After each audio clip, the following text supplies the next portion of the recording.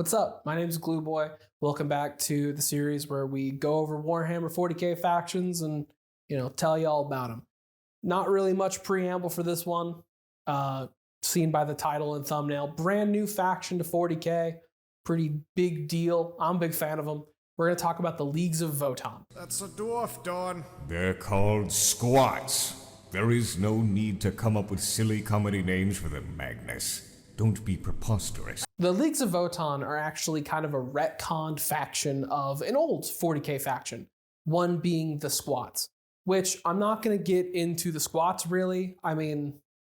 All their stuff's been retconned regardless, so it's kind of pointless to get into. At the end of the day, Squats, Space Dwarves, and that's kind of what the Leagues of Votann are, with a bit of extra added complications and just more interesting lore. But first, let's get some terminology right out of the gate. Leagues of Votann. These guys are not the Votann. These are known as kin. That's what the individual dwarves are. The leagues are a group of kin that are working together in a league. And the Votann are actually Gestalt AI cores that kind of lead these leagues, or at least serve as like this central hub of like reverence. As these ancestral cores, as they're also called, are essentially revered as ancestral spirits by the Votann, not in a religious way, a very secular way, as you would revere just the thoughts and your ancestors who've come before you. These AI cores, pretty complex things too.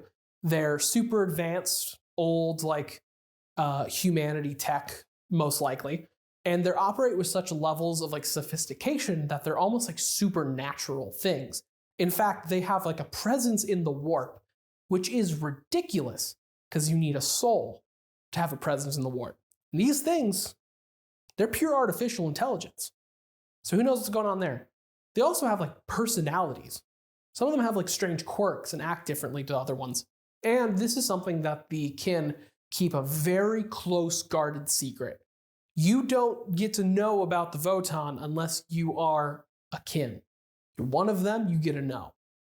Because, well, it's hard to really blame them, as, one of the major powers in the universe actively despises artificial intelligence, also known as the abominable intelligence. That is being, the Imperium and Admech despise it because of the old, long time ago with the Men of Iron rising up and doing all that.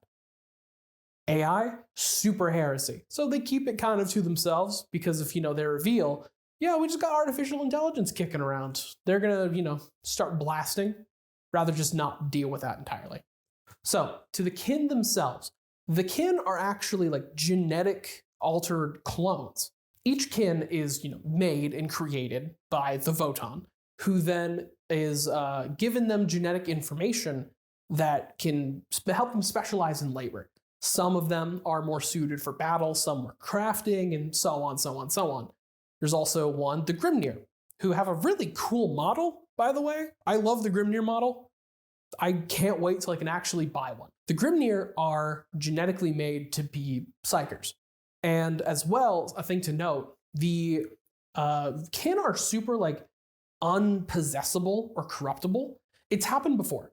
There have been instances, according to Games Workshop and lore masters, that there have been kin that have been corrupted by chaos, but it's not likely because these guys are fucking stubborn and they will just refuse. They're too strong-headed to really mess with. And as such, they actually have very little issues with psychic stuff in general. Few mutations or, weird demons popping out of your skull and all that. Doesn't happen very often. As when, the Great Rift opened and when Slanesh was born, they actually didn't have that many problems. They were just kind of fine, chilling in the galactic core, this horrible place where no other faction would really want to live. But they just, kick it there because there's lots of resources and stuff to get rich. As well, I'll quickly run down some of the people you might see in a league. You have the regular kin, who, clones. You have the Iron kin. These Among Us looking fuckers are actual AI. They're robots.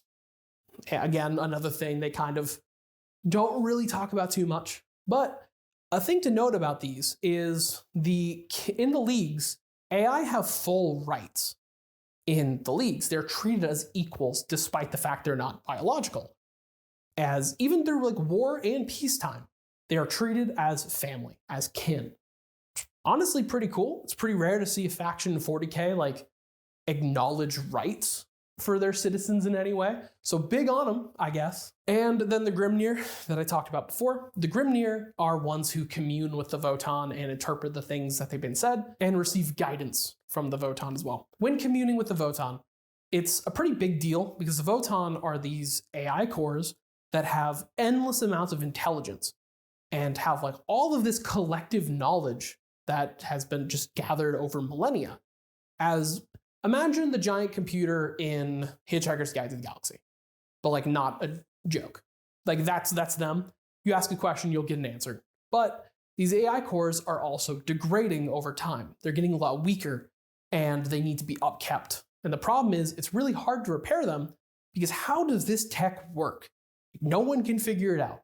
So they're having to deal with their fact that their revered ancestors are kind of failing, getting these weird quirks, and just in general degrading over time. As, the resident space dwarves as well, the leagues have a really strong emphasis on just higher grade tech. They believe in, making the best thing possible that you can. They're really big in just master crafting their own equipment and have some like goofy advanced tech. As most likely, the kin are the remnants of old generational ships that left Terra a long, long time ago at the beginning of human expansion. And as such, they've had access to some old humanity tech from the golden age of humanity, which was stupid powerful, as I mentioned before.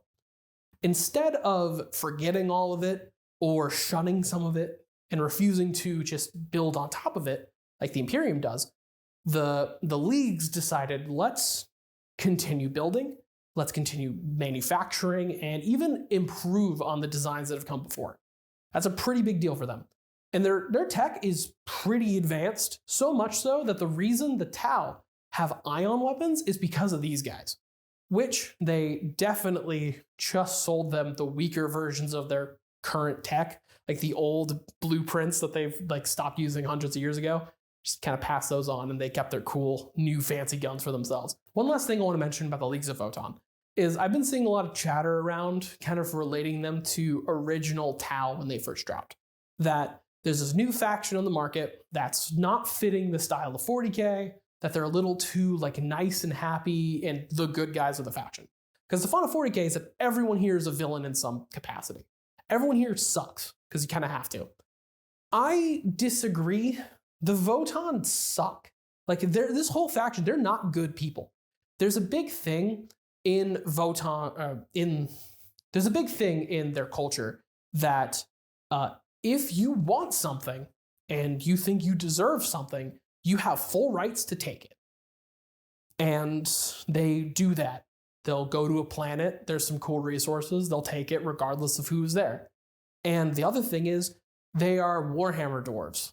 And if you know anything about fantasy, you know about the good old Book of Grudges. Like a real upset over any slight you've made and make it their entire purpose to kill you for that grudge. So, say you're peacefully living your life, a league comes down, starts taking your shit, and you're like, hey, cut that out, stop it, and you like defend yourself. That's a grudge. They're real upset now. Shouldn't have done that. They deserve your thing because they worked hard to steal your thing.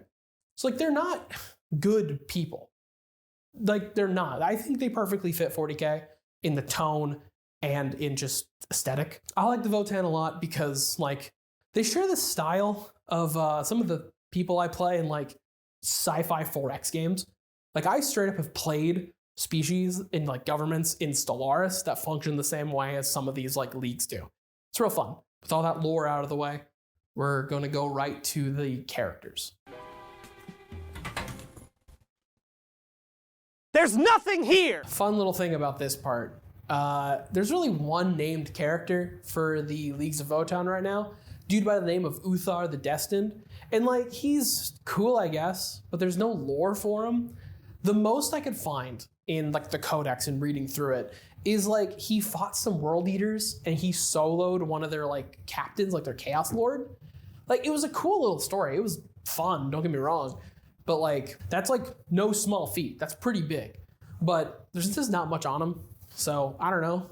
Hopefully he gets something. Hopefully we get more characters, but So far, it's just some dwarf who's good at fighting. So we'll just go right on to the rules. You Scots sure are a contentious people. You just made an enemy for life. Big disclaimer before we go fully into this. Games Workshop recently nerfed these guys, and this faction's brand new. If you've been following 40k stuff and been playing the game for any amount of time, you know the first month or two of a codex, it's really strong and then gets nerfed real bad. So most likely some of these things might get patched out, they might get altered, stuff like that. So keep that in mind. This is probably some of the stuff I'm going to mention is not permanent. You know, take what I say with a grain of salt, or if you're watching this later, it might be proven wrong. Yeah, whatever. When selecting Leagues of Votann, you get 3 abilities right off the bat. We'll go through some of the simple ones first. You get Steady Advance. Your units cannot have their movement altered in any way for the movement phase or charge phase. Annoying, I can't Tanglefoot grenade these guys. I hated Death Guard for a similar reason. And when advancing, you don't just roll a d6 in advance, you actually get to move a set number, either 3 or 6 if you have an accelerated tag. Pretty handy. Your dudes are real slow, so any extra movement is, handy. And we have Void Armor, which, goddamn, Games Workshop, all right. You get Armor of Contempt first and foremost, -1 AP to attacks coming in. And enemies cannot re-roll their wound rolls or their damage into you. That's real fun. It's gonna be great. But we also got to get into their big thing, Judgment Tokens, which comes up all the time. You have 3 levels of Judgment, each giving you different ways to, when you roll a number, either 6 or to the lowest 4 on your hit roll, it auto wounds, so it immediately skips the wound phase. There are 3 ways you can achieve getting a Judgment Token on an enemy unit. First, they kill one of your units. Second, they complete an action or a psychic action. Or 3, you pick one that is on an objective marker at the end of your opponent's turn. All of these will give you a lot of bonuses, and then all the different leagues you can play as will give you different benefits or even increased ways to mess with Judgment Tokens, which we will get into in a second. Which we'll get into those different leagues right now. First up, we have the Greater Thorian League.